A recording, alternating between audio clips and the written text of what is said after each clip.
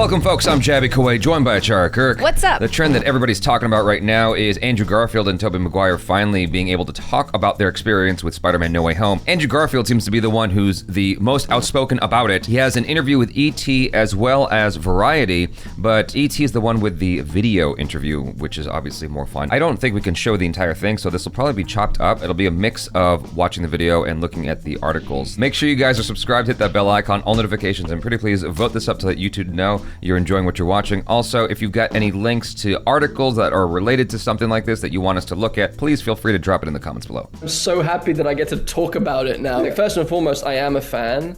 So when Amy Pascal and Kevin Feige and John Watts asked to have a word with me and talk to me about an idea and they pitched it, it was like I was the fans in the audience watching it on screen for the first time with like the three Spider-Men across universes are sharing a frame together, and like your little head just explodes. That's the main thing in me that I feel about it.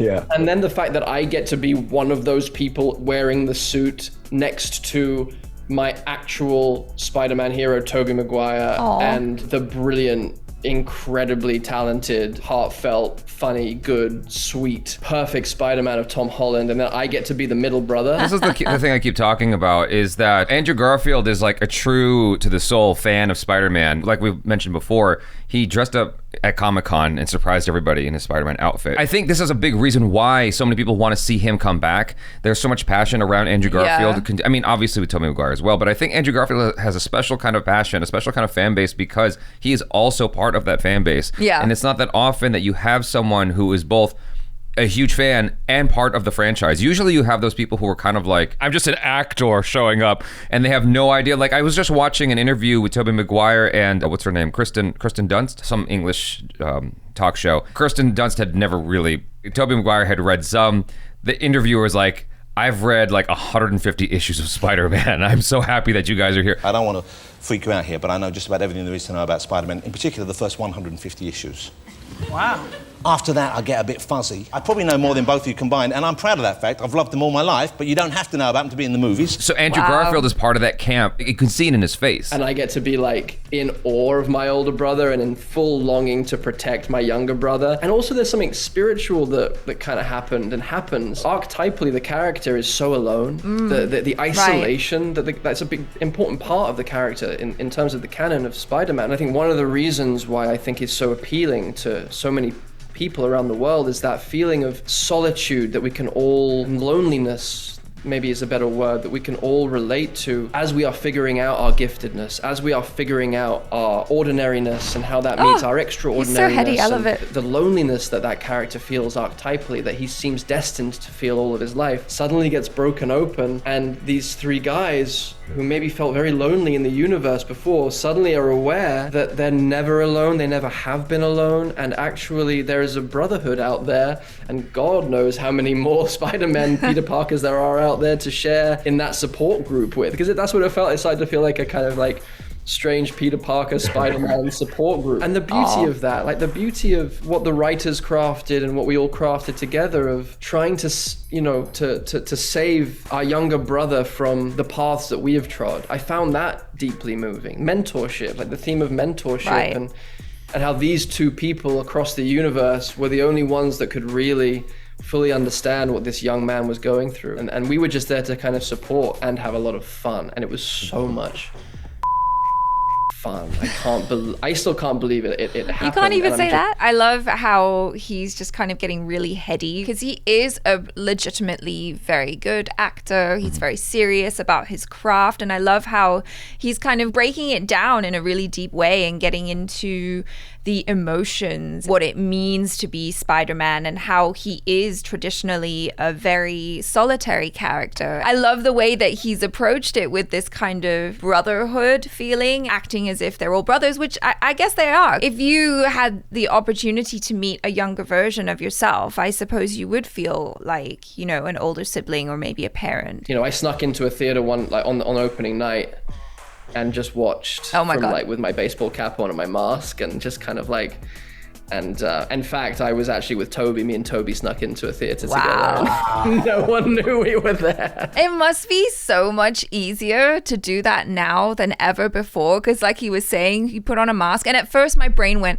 oh, like a Halloween mask? And then I was like, oh, no, wait, yeah, because we're all masked right now. So much fun. It was just a really beautiful thing to share together and to find a brotherhood with Tobey as well and with Tom and the fact that we do share a very unique experience. Would you do it again? Would you put the suit on if given the opportunity? You know, never say never. I mean, it's a character that's always going to be so meaningful to me. Again, it comes back to service, you know. That's what that character is all about. He's all about serving the greater good and serving his fellow people, his fellow, you know, serving humanity and all life, you know.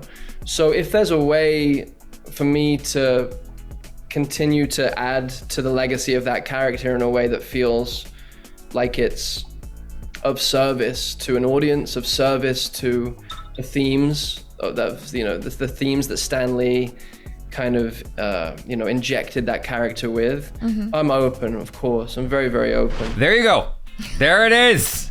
Confirmed. There it is. He said it right there. He said it right there. He's coming back. I respect and appreciate Tobey Maguire and Tom Holland, but I am extremely excited for more Andrew Garfield Spider-Man. More than anything else. I just think that ever since he came on the scene, like his personality just fits in with Peter Parker really, really well, at least for me. I remember just like watching The Amazing Spider-Man in theaters and being like, this makes me really happy. Like just seeing the way he performs Spider-Man, it worked so well to me. Yeah. And the evolution of that character that we see in Amazing Spider-Man 2, which I only watched recently, but then in No Way Home, seeing where he's come, I'm like, God, this is so intriguing. I gotta see more of this dude as Peter Parker, and see what other stories they can tell, especially that backstory of rage that he had spoken on in the movie. Here we have an article from Variety. Let's see if there's anything different that they're offering in this article versus the ET one. Starting simple, why did you say yes to No Way Home? I got this call from Amy Pascal and Kevin Feige and John Watts with this idea. It was immediately undeniable. It sounded incredibly fun, incredibly spiritual. That's a big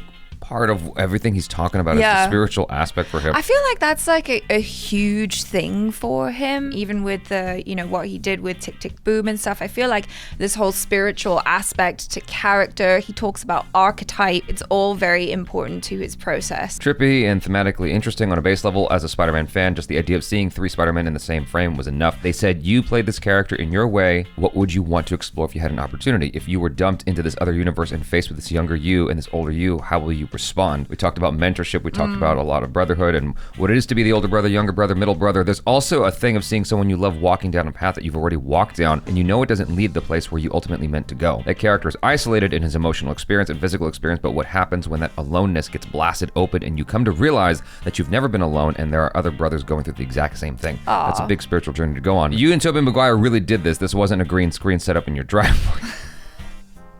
We were shooting for 2 weeks, Tobey and I, but I think we managed to just 2 weeks. Wow. I guess it was an effort to really maintain that secrecy. Like, okay, so we have to have a skeleton crew. We have to have the bare minimum of participation with them in this particular picture while really making the most of it, right? Because otherwise the cat will get out of the bag, which it did. I think we managed to achieve something that is not just showing up and going, hi, bye. My Spider-Man got to save his younger brother's romantic relationship potentially, and to heal the most traumatic moment of his own life through doing it for his younger brother. That was the biggest thing. Yeah. That was obviously the biggest thing. And we all kind of saw that coming. Like, it was the obvious play that they had to do. There's something cosmically beautiful about that. It meant getting a second chance at saving Gwen. I think the first time we were all in the suit together, it was hilarious because it's like just 3 ordinary dudes who were just actors just hanging out. But then also, you just become a fan and say, oh my God, we're all together in the suits and we're doing the pointing thing. There was talk about going to the bathroom and, padding around the package. We talked about what worked for each of us. Tom was jealous because I have little zippers in my suit that I can get my hands out of very easily. To work his phone, he had to use his nose because he couldn't access his hands.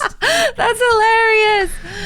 We would have deeper conversations too and talk about our experiences with the character, and to have Amy Pascal there, who has seen through 9 movies, including Spider-Verse. Wow. It was a revelatory experience for her, realizing how much life and time she'd given to this character. That was beautiful and profound. Wow, 9 movies. There's a line I improvise in the movie looking at Maguire and Holland, and I tell them I love them. That was just me loving them. Oh, that was improvised? I can imagine like a lot of that was Andrew Garfield bringing himself to the role. Yeah. It felt like there was a very, very, very thin barrier between this, fictionalized version of Peter Parker and Andrew Garfield. And just the excitement. I mean, that scene was so cute. And I think you could kind of really tell that Tom Holland and Tobey Maguire were kind of taken off guard. Like, oh, thank you? Yeah. Like, whoa, there is no line written here. With Andrew Garfield's connection to the character being so strong, it, to me, kind of resembles what we saw with Robert Downey Jr. as Iron Man, who brought so much of himself to that role. In fact, I feel like he rewrote a lot of his own lines so that it was more RDJ. I would imagine that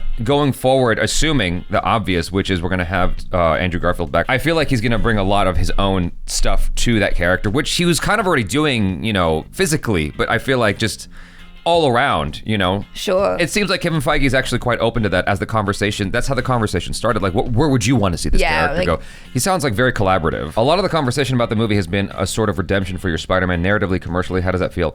I'm so grateful. I'm just really, really grateful that I got to tie up some loose ends for the Peter that I was playing. I love that character, and I'm grateful that I got to work with these incredible actors, this incredible director, and Marvel in conjunction with normally this stuff sounds like stuff that actors just say. Yeah. That people just say because they worked on the movie and they have to. I genuinely believe that Andrew Garfield feels all these things. Yes. I mean, you see it in his face. Yeah. It was joyful and a feeling of closure for me. There were so many unanswered questions for my Peter and where we left him. I got to step back in and get some healing for him. Would you be open to coming back to the character? I mean, yes, definitely open to something if it felt right. Peter and Spider-Man, those characters are all about service to the greater good and the many. He's a working class boy from Queens that knows struggle and loss and is deeply empathetic. I would try to borrow Peter Parker's ethical framework in that if there was an opportunity to step back in and tell more of that story, I would have to feel very sure and certain in myself. I feel like the story to tell is that I feel like we need a prequel to No Way Home. Whatever happens between, it'd basically be a sequel to The Amazing Spider-Man 2. Like we need the Amazing Spider-Man 3, Yes. the one that he never got. Yes, I think that we need to see that movie. That would-be trilogy took on a very different course from other Spider-Man,